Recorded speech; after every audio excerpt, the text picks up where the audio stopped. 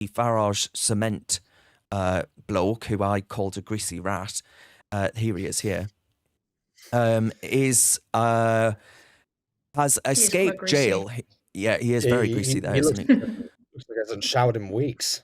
Yes, indeed. So he got a suspended sentence. So he isn't facing any jail time, and unless he breaks the law again, he will not face any jail time. I think it was suspended for 2 years, if I recall correctly. And Farage had this to say. Let's just watch his statement.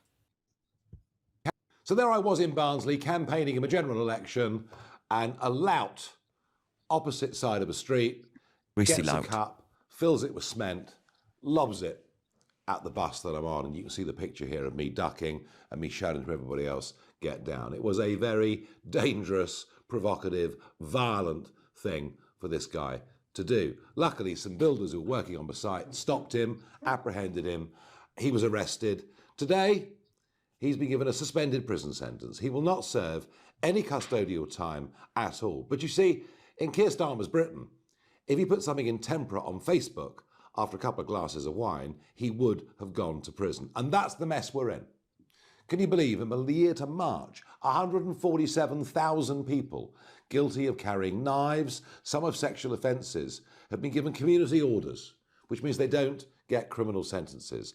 Our prisons are full. We're letting people out who are violent offenders to put Facebook offenders, thought speech, some of it not very nice, I'll accept, and to chuck them in prison for a short period of time. Law and order, crime is out of control.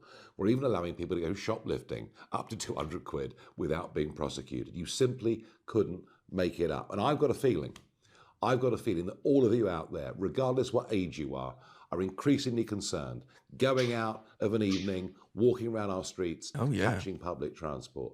We have to build more prisons.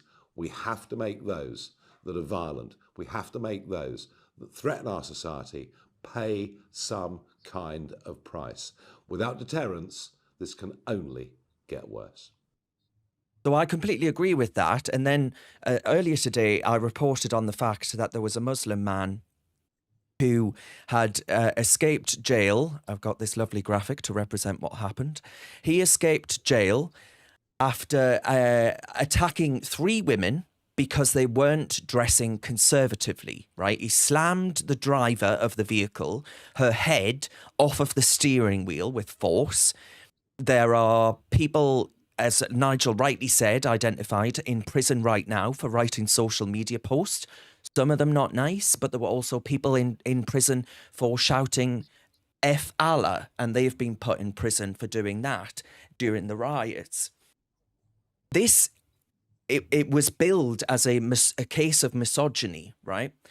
Where it was a 26-year-old Muslim man had hit these women, assaulted these women, and berated them for not wearing traditional Muslim dress.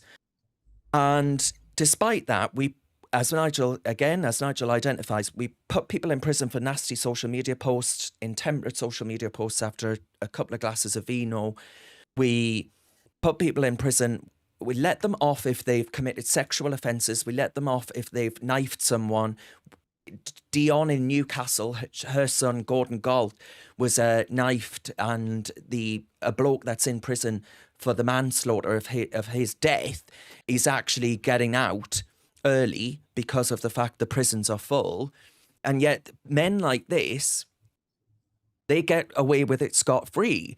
So he was caught on CCTV slamming the head of the driver against the dashboard, and then he grabbed another woman by her hair and punched her, and before turning aggression to the third woman that was in the car. They were left with bruises. They were swollen.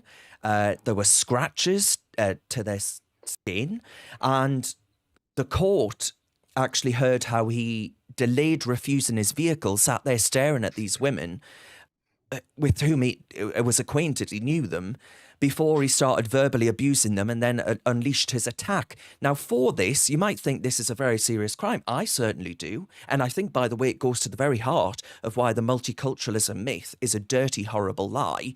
And that actually there are just some people who are completely incompatible with our values, views and culture. And He was given a suspended sentence of 6 months alongside 180 hours of unpaid work, 35 rehabilitation activities and electronic tagging. The prosecutors said that there were deep-seated sexist attitudes. This isn't sexism, right? This is held by far too many Muslim men in this country, right?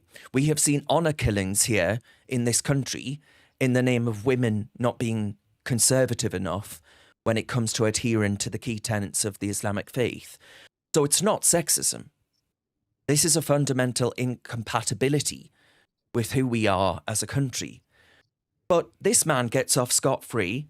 The cement man gets off scot-free, despite throwing it and causing scenes like this, in which Farage was obviously left shaken. Pieces of cement that he throws. And those builders drag him off. And the police say, suspended sentence, you don't need to go into the slammer. But we're putting all of these people like this woman here, who is a carer. She was a carer for her husband, and she's currently in prison for 2 years. A grandmother called Julie Sweeney. And yet these people avoid jail? How can you not argue that there is two-tier policing in this country, Chloe?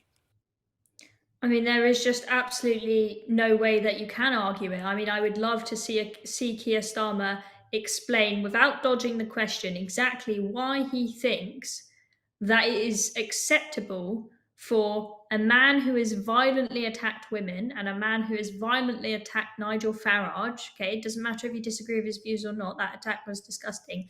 How it is fair for them to walk away with no jail time. Meanwhile, for example, someone who posted on Facebook saying, I don't want my money being spent on immigrants who rape our girls and get priority, for him to spend 20 months in prison. You might not agree with the wording of that post, but I don't know how anybody can possibly say that that is worse, that Facebook post is worse than violently attacking 3 women because they weren't dressed with the right coverings that a Muslim might expect them to wear.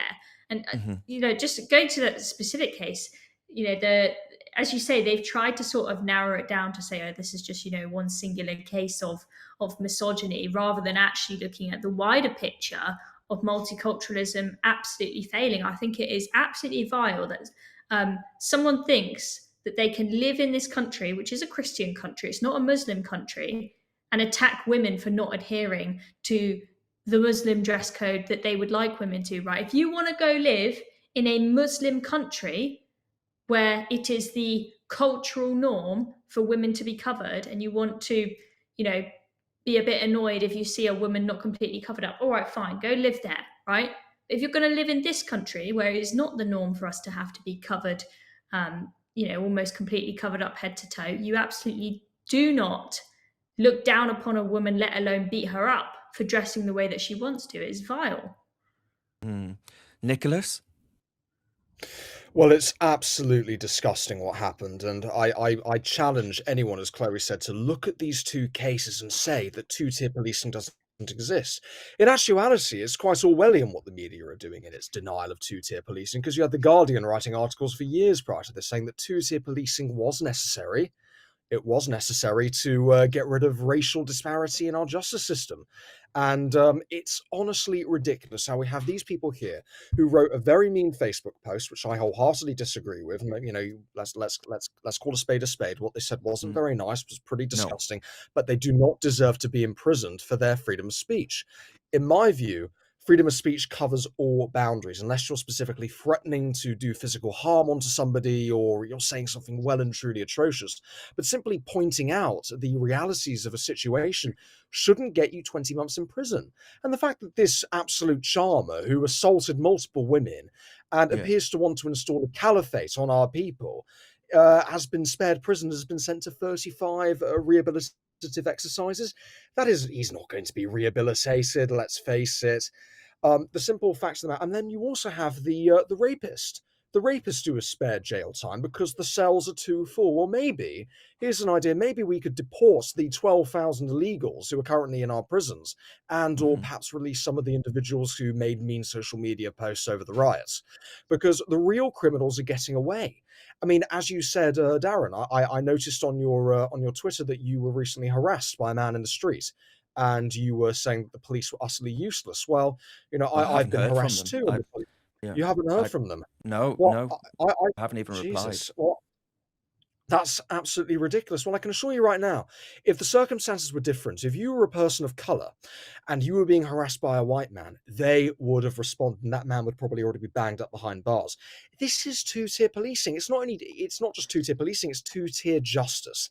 It's two-tier justice. And I am quite afraid of going to prison over social media posts, even though I'm posting nothing wrong. I had family members saying to me, Nick, you've got to stop posting. You never know, the police may come and bust down your door. We live in a supposedly free society. We should be allowed to post what we want within reason.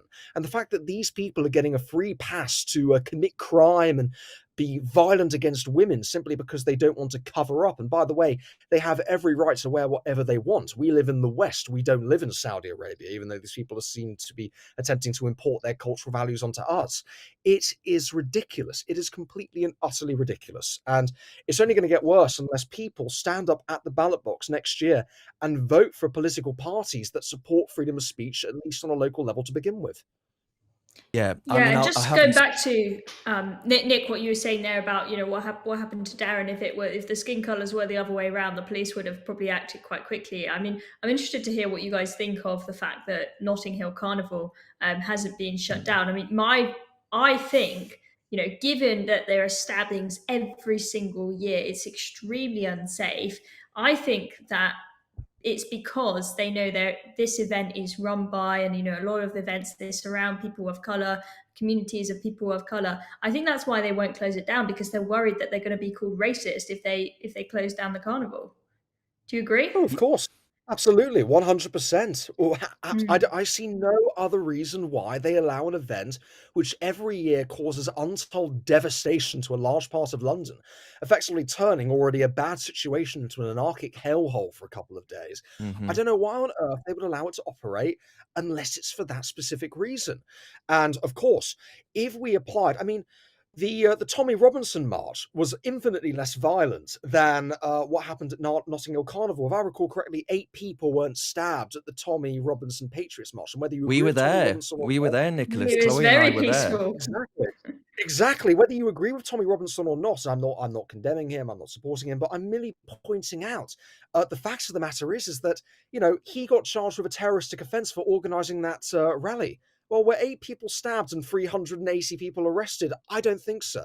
By that logic, the people who run the Notting Hill Carnival should be charged with a terroristic offence because, in effect, they have allowed violence to fester in a large part of London that has ground the city to a halt. Police officers have been assaulted. Massive property damages have been incurred, hundreds of arrests, hundreds of assaults, be it sexual or physical assaults, and 8 stabbings. It's ridiculous. So, of course, it's all about race. It's all about race. We should live in a colorblind society. And by that, I Yeah. mean is we shouldn't care about the circumstances of who's hosting an event. If it's violent, like the Notting Hill Carnival, it should be shut down. Shut down immediately.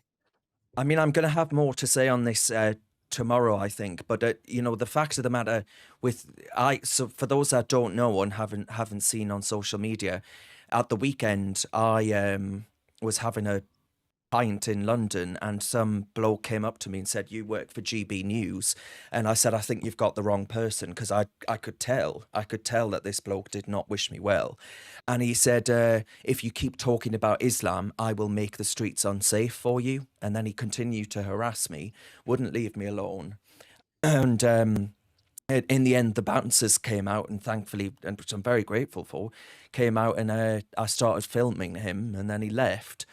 But the police don't do anything about that. The police don't do anything about the Notting Hill Carnival. So it is about, basically, if you have a different coloured skin to this colour, white, then you are a protected characteristic, right, when it comes to the rule of law. And you will not receive the same treatment or the same protection that someone who is white will receive. And I think that's wrong.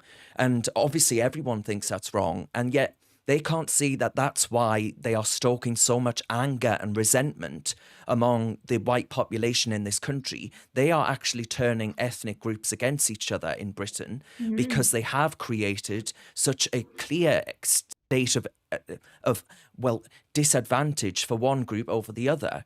And it's not on, and it needs to end. And that's why I will continue to be incredibly vocal about it, because I think it's an incredibly dangerous place for a democracy to find itself in if there is a complete breakdown in faith, in justice and policing, because they think that actually it's racist against them. And that's what I would argue it is. It was racist against those young girls that were raped in places like Telford and Rotherham.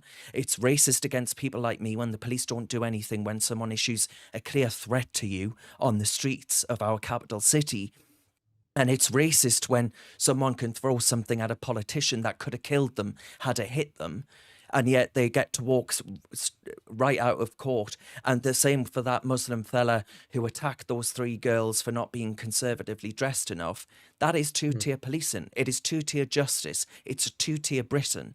And until we actually deal with that, the consequences, I think, will be profound and ever greater than we've ever experienced before. Have you got what it takes to be a reasoned presenter? Well, send us a short clip of yourself to join@reasoned.uk, and we might be seeing you on this very channel very soon indeed.